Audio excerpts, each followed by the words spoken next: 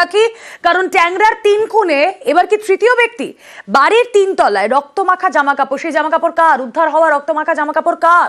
উত্তর খুঁজছে পুলিশ।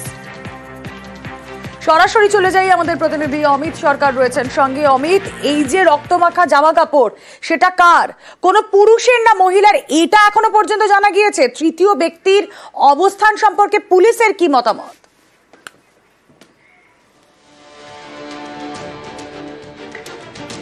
দেখো, দোতলা থেকে পাওয়া গিয়েছিল রক্তাক্ত দেহ, 3 তলা থেকে পাওয়া গিয়েছে ব্লাড স্টেন, একটি রক্তমাখা জামা কাপড়, সেটি পুরুষের বলে জানা যাচ্ছে পুলিশ সূত্র থেকে, এবং রক্তমাখা ছুরি, যে পেপার কাটিং নাইফ ব্যবহার করা হয়েছিল খুন করার ক্ষেত্রে। তবে প্রশ্ন উঠছে যে এই রক্তমাখা জামা কাপড় কার?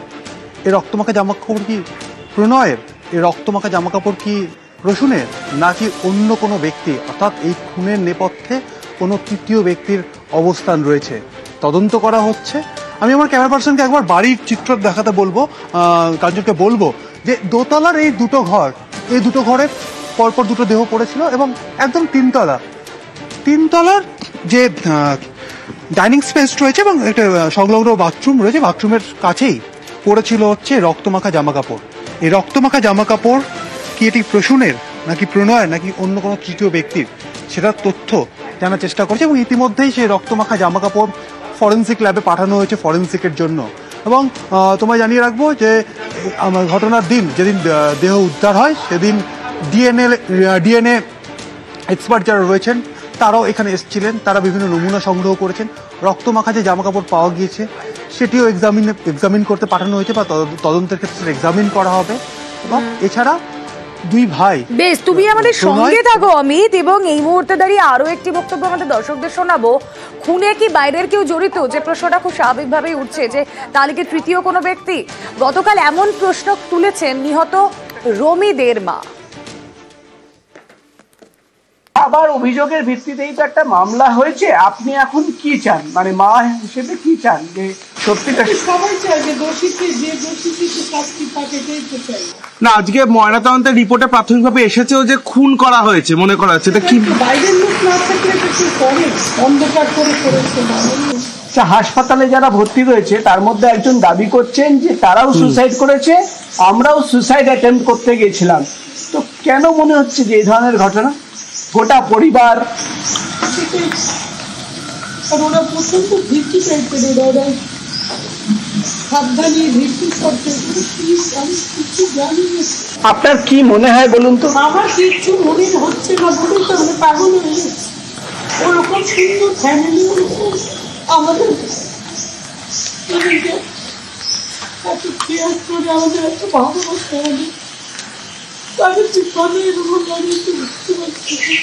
ময়নাতদন্তের প্রাথমিক রিপোর্ট সেখানেও আসছে যে খুন করা হয়েছে। তো সেক্ষেত্রে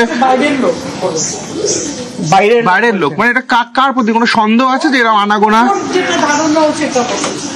মানে কোনো সন্দেহ আছে আপনাদের কারোর প্রতি? রমিদের মা, তিনিও কোথাও গিয়ে জানে এই দিকেই ইঙ্গিত করছেন যে হ্যাঁ, এখানে বাইরের কেউ জড়িত থাকতে পারে। কথা বলবো, আমাদের প্রতিনিধি অমিত রয়েছেন সঙ্গে। অমিত,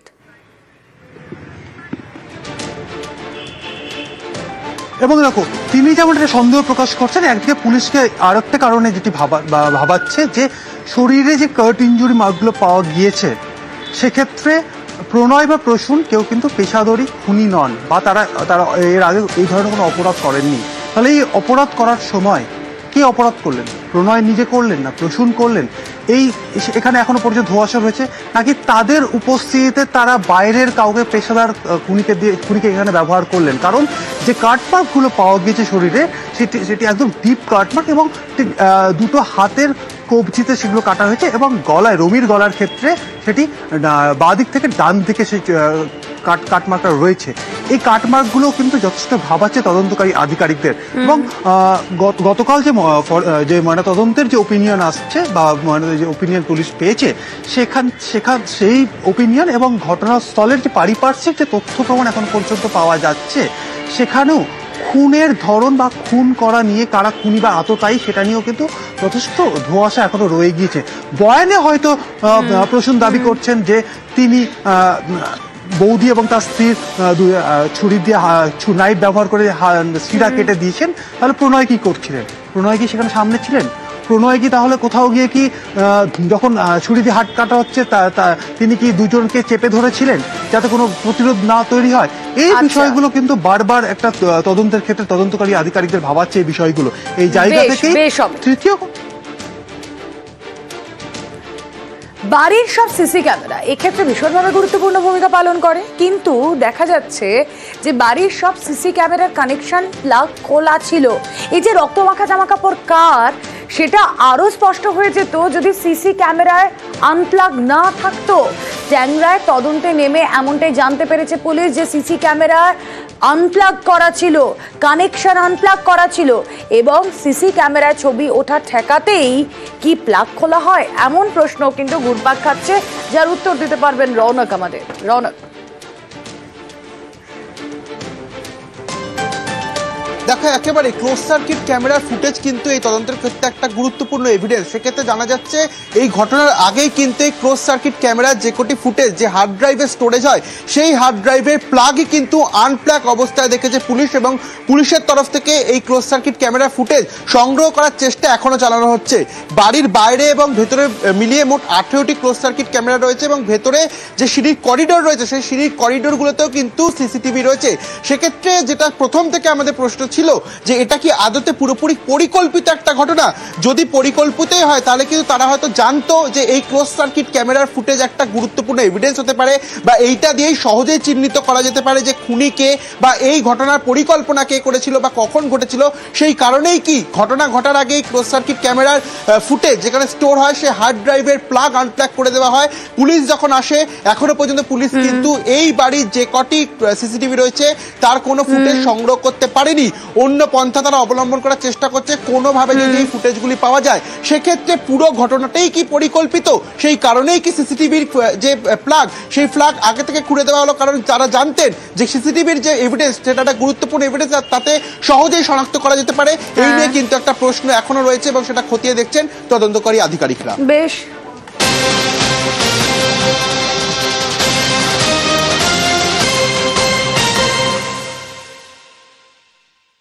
বারবারই উঠে আসছিল আর্থিক অনটন এবং আর্থিক মন্দার কথা। ট্যাংরায় খুনের তদন্তে এবার নয়া ক্লু। দে পরিবারের বাজারে 15 থেকে 20 কোটি টাকা দেনা। দে ব্রাদার্স এর কারখানাও ভাড়ায় নেওয়া হয়। মঙ্গলবার পাওনাদারদের বাড়িতে ডাকেন প্রণয় প্রসূন। পাওনাদাররা এলে তখনও বাড়িতেই ছিলেন প্রণয় প্রসূন প্রতীক। তার আগেই কি দুই মহিলা এবং কিশোরীকে খুন? কি অনুমান পুলিশের? জানবো। রৌনক রয়েছেন সঙ্গে। রৌনক,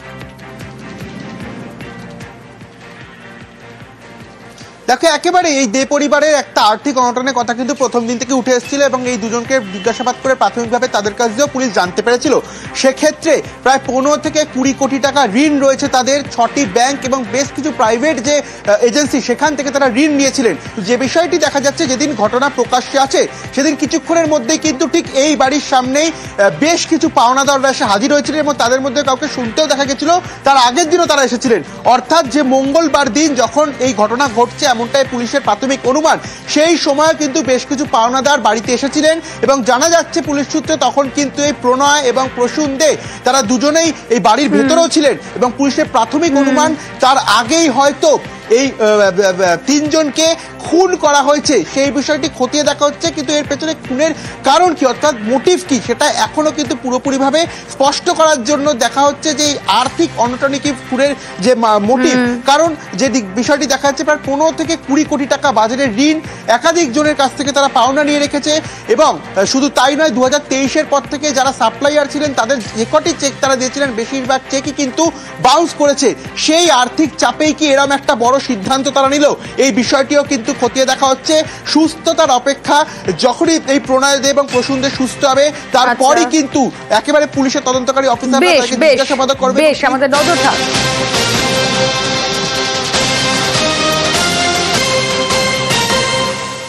দেখুন, খুন যে হয়েছে তা এক প্রকার নিশ্চিত পুলিশ, আর এই খুন নিশ্চিতের পর এবার গ্রেফতারির প্রস্তুতি। হাসপাতালেই প্রণয় প্রসূনকে জিজ্ঞাসাবাদের প্রস্তুতি। হাসপাতালে ট্যাংরা থানার ওসিও পৌঁছে যান। কি অবস্থা সেখানকার জানাবেন আমাদের প্রতিনিধি সুস্মিতা মণ্ডল রয়েছেন সঙ্গে। সুস্মিতা, তোমার সঙ্গে এর আগে যখন কথা হচ্ছিল তখনই পৌঁছে গিয়েছিলেন ট্যাংরা থানার ওসি, এখন লেটেস্ট কি আপডেট?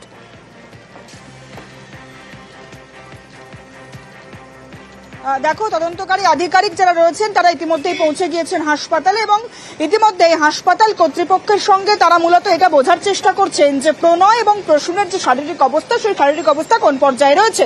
তার কারণ সকাল থেকেই যে খবরটা পাওয়া যাচ্ছিল যে তদন্তকারী আধিকারিক যারা রয়েছেন তারা মূলত প্রণয় প্রসূনকে জিজ্ঞাসাবাদ করে মূল মোটিভ এবং যে জটগুলো এখনো পর্যন্ত রয়েছে ট্যাংরা খুনকাণ্ডে, সেই জট খোলার চেষ্টা করছে এবং সেই জটগুলো খোলার জন্যই মূলত তারা এই জিজ্ঞাসাবাদ পর্বটা শুরু করতে চায় আবারও একবার হাসপাতালেই।